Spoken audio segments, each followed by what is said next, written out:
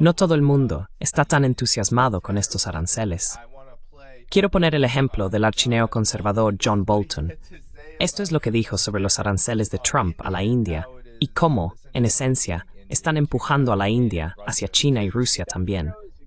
Eso muestra exactamente lo que creo que podría ser el peor resultado para Estados Unidos, que la India ha reaccionado de manera muy negativa, como era de esperar, a estos aranceles relacionados con las compras de petróleo ruso, en parte porque ven que a China no se le han impuesto aranceles. Y Trump, según muchos expertos en China, parece estar preparándose para tratar a China con más indulgencia de lo que ha tratado a la India, poniendo así en peligro décadas de esfuerzo estadounidense para alejar a la India de Rusia, para alejar a la India de China, para que se una a nosotros en el intento de frenar los esfuerzos chinos por lograr la hegemonía a lo largo de su extenso perímetro Indo-Pacífico.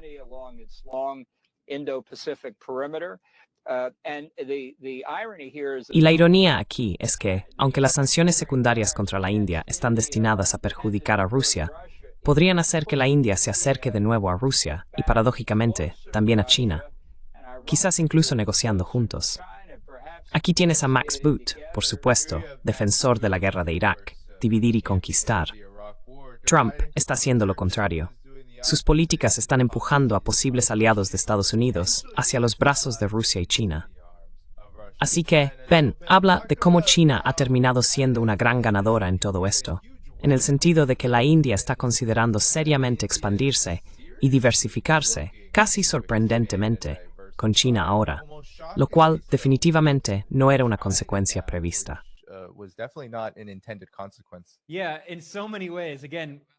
Sí, en muchos sentidos.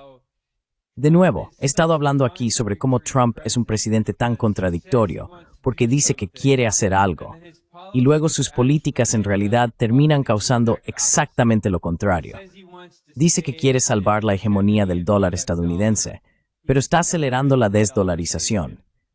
Dice que quiere reducir el déficit por cuenta corriente de Estados Unidos, el déficit comercial con el resto del mundo, pero en muchos aspectos probablemente lo va a aumentar.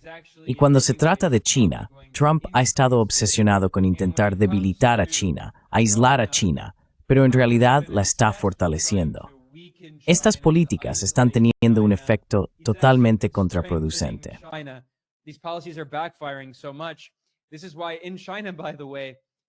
Por eso en China, por cierto, hay un término que se usa a menudo para referirse a Trump, que es una especie de crítica juguetona hacia él, burlándose de él. A veces lo llaman Chuan Jianguo.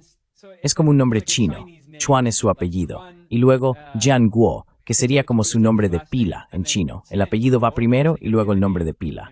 Jianguo significa constructor de la nación. Así que su nombre chino es Trump, constructor de la nación. Pero no está construyendo Estados Unidos. Está fortaleciendo a China. Está ayudando a la nación china.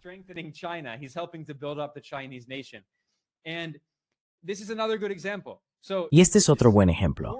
Así que, ya sabes, este horrible criminal de guerra, John Bolton, quiero decir, quien debería estar en prisión, uno de los arquitectos de la guerra de Irak, lleva décadas pidiendo bombardear Irán, todos los países. Es un auténtico halcón de la guerra. Se jactó de cómo, durante el primer mandato de Trump, cuando Trump, que supuestamente dice que lucha contra el Deep State, se rodeó de un montón de halcones neoconservadores, incluido John Bolton, que fue su asesor de seguridad nacional. Bolton se jactó de cómo apoyaron un intento de golpe de Estado en Venezuela, y Trump quería invadir Venezuela. Y ahora Marco Rubio, otro horrible neocon, es tanto el secretario de Estado como el asesor de seguridad nacional bajo Trump en su segundo mandato, lo que significa que Rubio es la segunda persona en la historia de Estados Unidos en ocupar ambos cargos, después de otro notorio criminal de guerra, Henry Kissinger.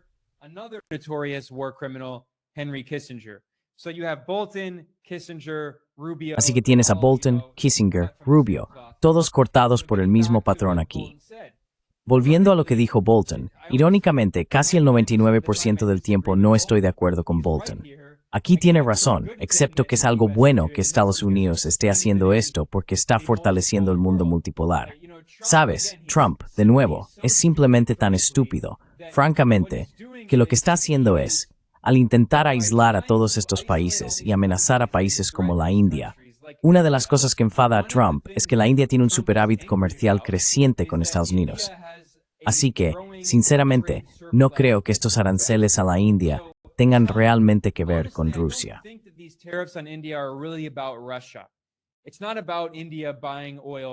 No se trata de que la India compre petróleo a Rusia, porque como se acaba de señalar, China compra muchísimo petróleo a Rusia. Y Trump no impuso aranceles a China por eso, precisamente porque ahora está negociando con China para intentar alcanzar algún tipo de acuerdo comercial. Así que Trump está usando esto como excusa para imponer aranceles masivos a la India, para presionarla a sentarse a la mesa de negociaciones y forzarla a firmar un tratado desigual. No me Trump go en year 4. Lo que Trump no entiende debate a Nenetsky, Ansbetemord, es play tan tu skiznis. Ensayos.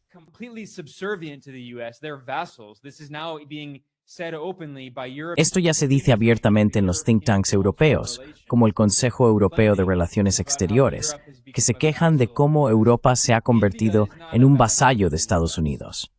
India no es un vasallo de Estados Unidos. Tengo muchas críticas a la política exterior y al gobierno de la India, pero no es en absoluto un vasallo. India es un país con una mentalidad muy independiente, y el gobierno indio siempre ha mantenido una política exterior no alineada. India fue uno de los cofundadores del movimiento de países no alineados. En aquel entonces, cuando se cofundó el movimiento de países no alineados, fue bajo Nehru, que era un líder de izquierdas y anticolonialista. Hoy en día, Modi es un nacionalista hindú de derechas y se ha alejado mucho de la política exterior histórica de la India. Si retrocedes a la Primera Guerra Fría, India siempre se sentía orgullosa de ser líder del movimiento del tercer mundo.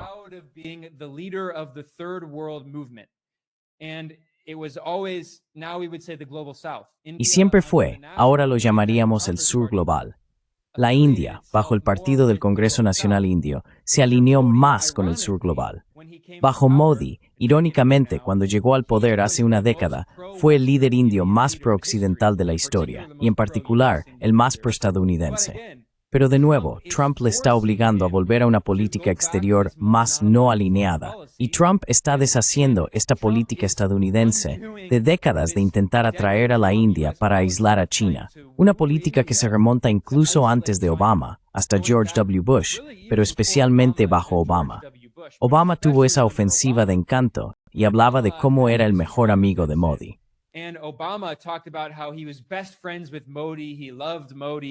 Le encantaba Modi, ya sabes, a pesar de que Modi es un nacionalista hindú de extrema derecha que tenía políticas muy islamófobas.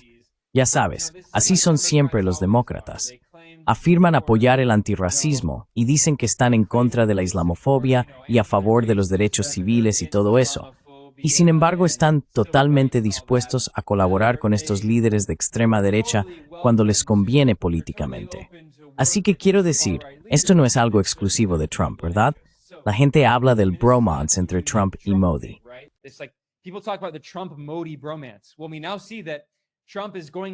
Bueno, ahora vemos que Trump está yendo en contra de Modi, porque lo que intenta hacer es usar estos aranceles sobre la India para forzar a la India a firmar algún tipo de acuerdo comercial injusto que beneficie a Estados Unidos a expensas de la India.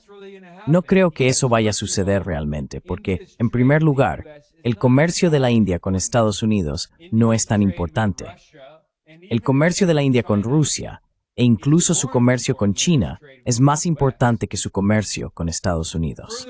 Además, la política exterior de la India, si volvemos al movimiento de países no alineados, en la Primera Guerra Fría, la India se había aliado bastante estrechamente con la Unión Soviética.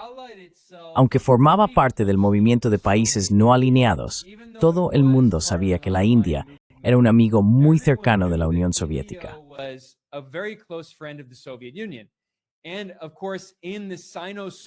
Y por supuesto en la ruptura sino-soviética, que de nuevo, ya sabes, la historia avanza de formas curiosas, ¿verdad?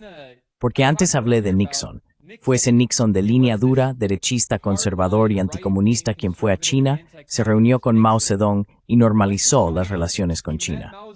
De nuevo, la historia funciona de maneras curiosas.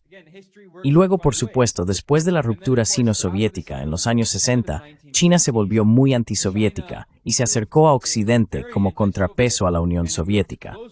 Pues bien, la India estaba muy cerca de la Unión Soviética. Y por supuesto, la India tenía relaciones muy negativas con China. De hecho, en los años 60, India y China libraron conflictos fronterizos y desde entonces han mantenido una especie de conflicto fronterizo de baja intensidad.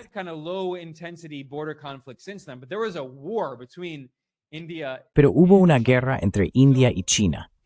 Así que India estaba firmemente en el campo pro-soviético durante la Primera Guerra Fría, a pesar de su liderazgo en el movimiento de países no alineados. Y luego, después de que terminó la Primera Guerra Fría, vimos que India fue un estado de partido único durante la mayor parte de su historia moderna, desde la independencia en 1947 hasta 2014, con el ascenso de Modi. Así que el Congreso Nacional Indio, en los años 90, con el colapso de la Unión Soviética, vio claramente que Rusia estaba en cierto modo uniéndose al campo estadounidense, y básicamente vieron lo que se avecinaba, e India mejoró significativamente sus relaciones con Estados Unidos. Y tomaron un giro más neoliberal. Pero ahora lo que vemos es que Rusia vuelve a ser una potencia importante. China sin duda es una potencia importante.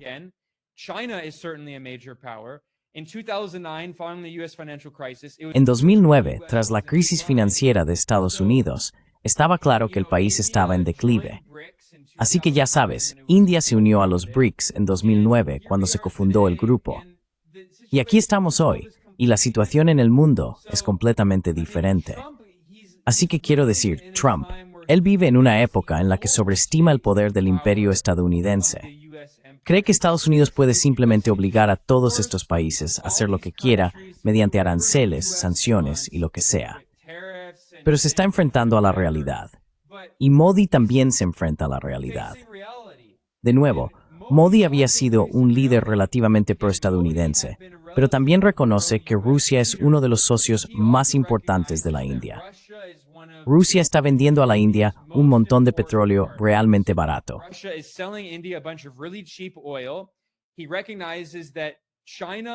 Él reconoce que China es una economía emergente de gran importancia. Es la mayor economía del mundo si se mide por el PIB en paridad de poder adquisitivo. Son países vecinos, tienen que llevarse bien, van a comerciar cada vez más. India quiere inversión china. Así que todos estos factores se están combinando, lo que está empujando a la India hacia una posición cada vez más no alineada. No espero que India y China sean grandes amigos. Pero lo que esto demuestra es que la hegemonía de Estados Unidos es mucho más débil hoy de lo que Trump y mucha gente en Washington creen, incluidos los demócratas. Todo esto recayó sobre la India, y la justificación fue que Estados Unidos quiere alejar a la India de Rusia y castigarse por su comercio de petróleo con Rusia. Probablemente viste la enorme cantidad de críticas que Trump recibió de los archineoconservadores, porque coincidió con el momento en que Donald Trump pospuso su ofensiva arancelaria contra China durante otros 90 días. Así que ahora habrá otros 90 días en los que probablemente se llevarán a cabo negociaciones con Rusia, pero no se impondrán aranceles adicionales a China durante ese periodo. Y cuando escuchemos a John Bolton, esa era Caitlin Collins, que es una halcona en lo que respecta a cuestiones de hegemonía estadounidense. Aquí ella interroga a Peter Navarro, creo que es él, que forma parte del gabinete de Trump, sobre estos aranceles. Y dijo algo realmente interesante. Espero que la gente pueda escucharlo. Más petróleo ruso que la India y no han sido sancionados por ello. Entonces, ¿por qué se le han duplicado los aranceles a la India? Como dice el jefe, vamos a ver qué pasa. Ten en cuenta que tenemos más del 50% de aranceles sobre China. Correcto, pero podrían ir más allá. Pero no han sido castigados por comprar petróleo ruso. Tenemos más del 50% de aranceles sobre China. Así que no queremos llegar al punto en que nos perjudiquemos a nosotros mismos. Así que quiero detenerme ahí, porque él dice, no queremos llegar al punto en que nos hagamos daño a nosotros mismos. Y escuchamos lo mismo de J.D. Vance en Fox News. Dijo lo mismo, si subes demasiado con China, empieza a perjudicarnos. Así que Ben, reacciona a esto, porque no ha habido mucha presión sobre la administración Trump para que realmente aumente los aranceles a China de manera igual o incluso más que a la India, precisamente por esta razón. Y la administración de Trump ha dicho claramente que si hacemos eso, nos perjudicará aún más. Vale, de acuerdo. Hay varias cosas a las que responder ahí. En primer lugar, me alegra que hayas mencionado cómo CNN están presionando a Trump para que sea aún más belicista y más agresivo. Es como si dijeran, vale, estás castigando a la India, pero ¿por qué no castigas también a China? Deberías estar castigando y atacando a todo el mundo. Quiero decir, esto demuestra lo lamentable que es. Esta es la situación política en Estados Unidos, porque obviamente ya llevamos una aquí criticando a Trump, y creo que Trump es un líder absolutamente horrible.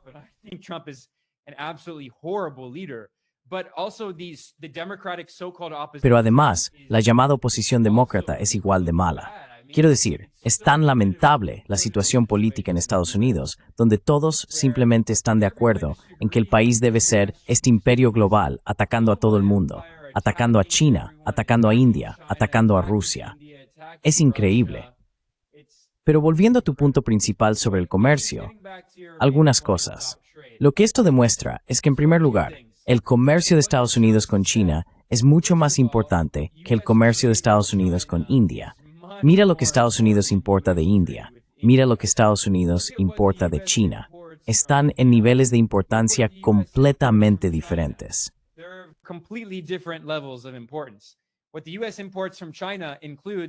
Lo que Estados Unidos importa de China incluye, sí, la gente habla de productos de plástico baratos, juguetes y ropa. Quiero decir, están pensando en la China de hace 40 años. Las principales exportaciones chinas a Estados Unidos ahora incluyen teléfonos móviles, ordenadores, semiconductores. Irónicamente, chips.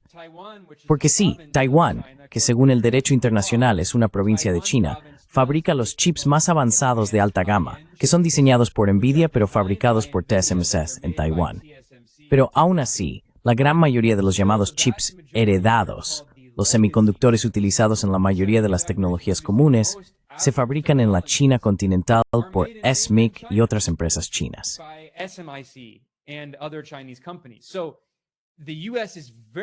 Así que Estados Unidos es muy dependiente.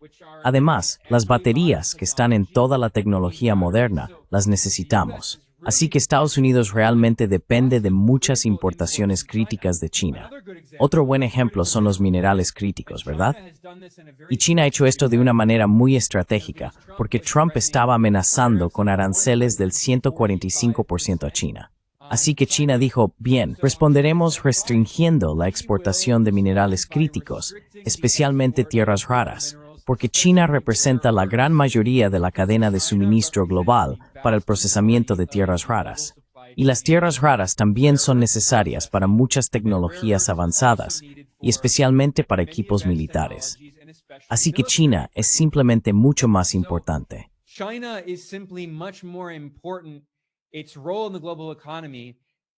Su papel en la economía global, en la cadena de suministro global. Quiero decir, China es la cadena de suministro global, la cadena de valor global, en cuanto a los tipos de tecnologías y bienes que produce, en comparación con la India. Sabes, cuando Modi llegó al poder, creo que hace ya 11 años, tenía esta idea de fabricar en la India.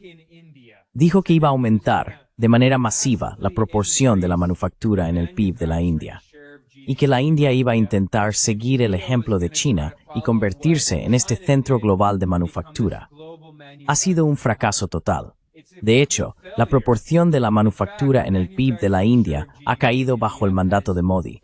No se ha convertido en el centro global de manufactura. Ha habido mucha manufactura de bajo nivel que se ha trasladado fuera de China.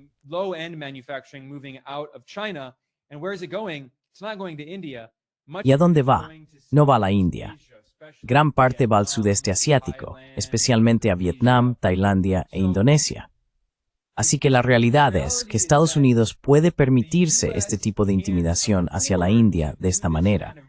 No puede hacer lo mismo con China, porque China ha dejado claro que tiene cartas que puede jugar, como las restricciones a las tierras raras.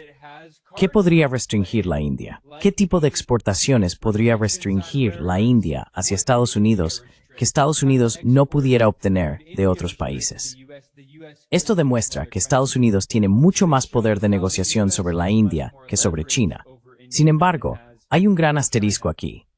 Como ya he mencionado, el comercio de Estados Unidos con la India no es tan importante para Estados Unidos como lo es el comercio con China, pero eso funciona en ambos sentidos.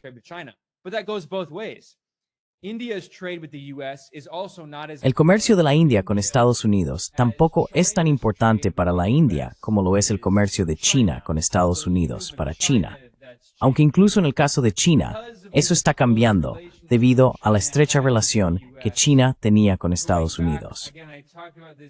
Volviendo de nuevo, hablé de esta historia, la ruptura sino-soviética, cómo a partir de los años 70, realmente se podría decir que desde los años 70 hasta los 2000, China y Estados Unidos fueron muy cercanos.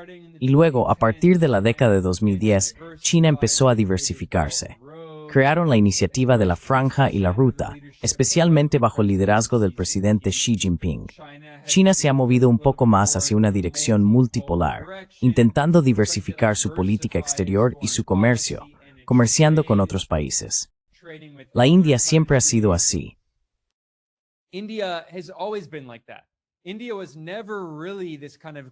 India nunca fue realmente un aliado cercano de Estados Unidos. Durante la Primera Guerra Fría era mucho más prosoviética, e incluso en los años 90 y 2000, con el giro neoliberal en la India y una dirección algo más proestadounidense, nunca tuvo tanto comercio con Estados Unidos como lo tuvo China. Así que de nuevo, insisto en este punto porque es fundamental entenderlo. Trump piensa que Estados Unidos tiene mucha influencia y poder, pero lo que estamos viendo es cuanto más ataca a muchos de estos países, en realidad estamos viendo las limitaciones del poder estadounidense. Mucha gente retrata a la administración Trump y al propio Donald Trump como personas no inteligentes, ya sabes, poco inteligentes, estúpidas. Eso es un factor. No es el único factor. No es el único factor, sí. Bueno, por eso quiero llegar a ese punto, porque ese factor existe. Pero es muy interesante, porque saben cómo los aranceles pueden tener un impacto negativo cuando se exceden. Pero con esto ven, empujando a la India hacia China, ni siquiera parpadean ni consideran dar marcha atrás en absoluto. Aquí tienes solo un poco de lo que Scott Bessent dijo sobre lo importante que es mantener los aranceles a la India. ¿Listo para negociar? Y hemos impuesto aranceles secundarios a los indios por comprar petróleo ruso. Y puedo prever que si las cosas no van bien, entonces las sanciones o los aranceles secundarios podrían aumentar. Literalmente, Scott Bessent, el secretario del Tesoro, está diciendo que estos aranceles dependen de una reunión, un supuesto acto de diplomacia. Realmente no tiene nada que ver con la India, salvo por el hecho de que dicen que están castigando a la India por comprar petróleo ruso. Sí, quiero decir, tengo las cifras aquí, porque cuando piensas en estos números empieza a tener un poco más de sentido. Vale. El comercio de bienes y servicios de Estados Unidos con la India en 2024 fue de $212,000 millones. Perdón, lo siento. Eso fue en 2024. Así que el comercio de Estados Unidos con la India en 2024, $212,000 millones. Ese mismo año, el comercio de Estados Unidos con China, $658,000 millones, 3 veces más.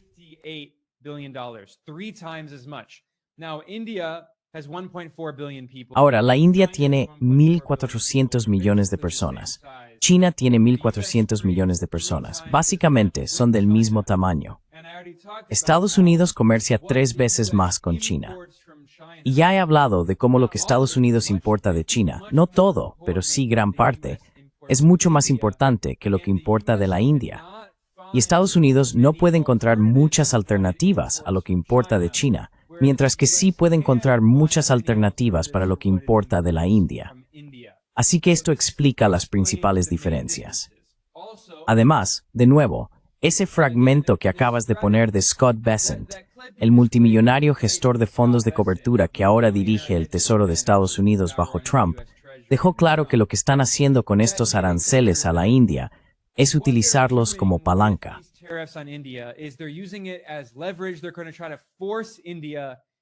Van a intentar obligar a la India a firmar algún tipo de acuerdo con Estados Unidos.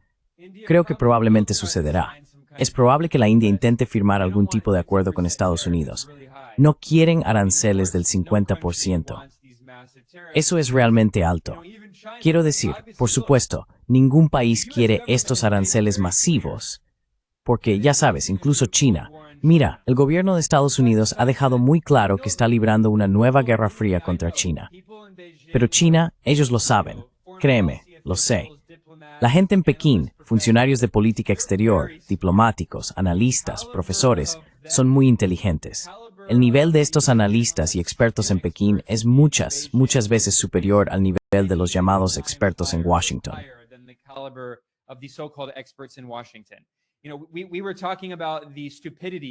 Estábamos hablando sobre el elemento de la estupidez. No estoy de acuerdo con algunos de estos demócratas que dicen, todo lo que hace Trump es porque es estúpido, no sabe nada. Obviamente, eso es una simplificación grosera. Pero definitivamente hay un elemento de ignorancia y estupidez extremas, y también de arrogancia, que es la otra cara de la ignorancia, ¿verdad? Porque cuando no sabes nada sobre el mundo, es fácil ser muy arrogante respecto a tu poder. Y esto es cierto para muchos políticos estadounidenses, pero especialmente, ya sabes, para los republicanos y este tipo de nacionalistas de derechas que ondean la bandera y se dan golpes en el pecho. Mira a Pete Hegseth.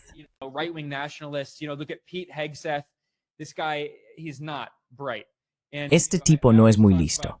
Y ya sabes, siempre hablo de su libro disparatado que publicó en 2020, American Crusade, donde decía que Estados Unidos está librando una guerra santa contra China. Eso lo dijo en su libro. Ahora es el secretario de Defensa. Así que, obviamente, la gente en China sabe lo que está pasando en Washington, pero también quieren seguir comerciando con Estados Unidos porque, según la visión de China y la de muchos otros países, el comercio no es político. Ahora bien, obviamente, yo sí creo que el comercio es político, pero también entiendo su punto de vista. Ven cómo Estados Unidos está utilizando el comercio como un arma. Y la India también tiene una visión similar. Dicen, mira, solo queremos comerciar. No vemos el comercio como una herramienta política. Trump dice que no, que el comercio sí es una herramienta política.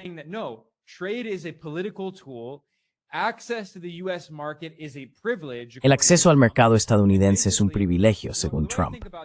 Y básicamente, la forma en que lo veo es, de nuevo, esto no empezó con Trump. Hubo un mapa muy interesante que publicó Bloomberg, basado en fuentes internas, durante la administración Biden, antes de que Trump llegara para su segundo mandato. La administración Biden tenía una política a la que Bloomberg tuvo acceso, en la que básicamente dividían el mundo en tres partes según el acceso a chips avanzados, semiconductores avanzados. Y básicamente, si eras un aliado cercano de Estados Unidos, o un vasallo como Europa, Japón, Corea del Sur, estos aliados cercanos dinos, entonces nos te permitiría comprar los chips más avanzados, los semiconductores más avanzados.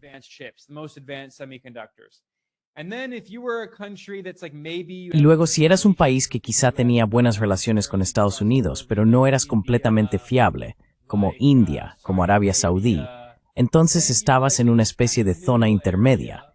Y luego, si eras un objetivo de Estados Unidos para sanciones y todo eso, eras, ya sabes, uno de los países malos, que es como Biden y los demócratas llaman a estas supuestas autocracias, que básicamente solo significa países que no les gustan. Puedes tener elecciones democráticas, pero si no les gustas, entonces eres una supuesta autocracia.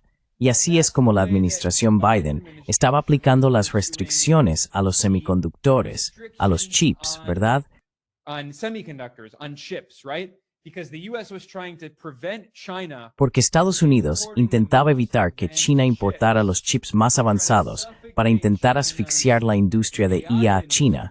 Tenían la idea de que si China no disponía de los chips más avanzados, su industria de IA siempre estaría unos años por detrás de la estadounidense, y que las grandes corporaciones tecnológicas de Estados Unidos tendrían un monopolio sobre la IA, lo que daría a Estados Unidos esa ventaja competitiva.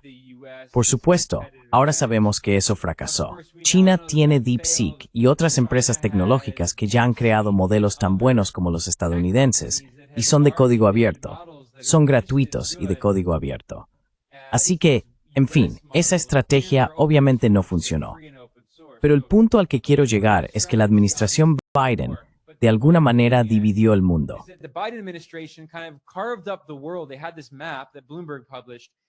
Tenían este mapa que publicó Bloomberg mostrando cuáles son los países buenos, los países intermedios y los países malos, según el imperio estadounidense. Y los países buenos eran aquellos que tendrían acceso preferencial al comercio de las tecnologías más avanzadas. Trump ha llevado esa lógica al siguiente nivel. Y no se trata solo de semiconductores. Es el comercio en general.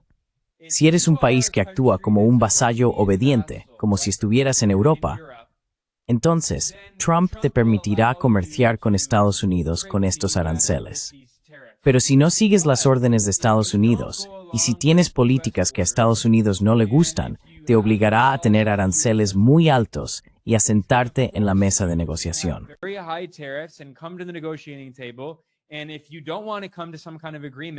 Y si no quieres llegar a algún tipo de acuerdo como hizo la UE, donde la UE aceptó aranceles estadounidenses del 15% sobre productos europeos y aranceles europeos del 0% sobre productos estadounidenses, lo que da a las empresas estadounidenses una ventaja enorme sobre las europeas. La mayoría de los países con un mínimo de dignidad no van a aceptar eso.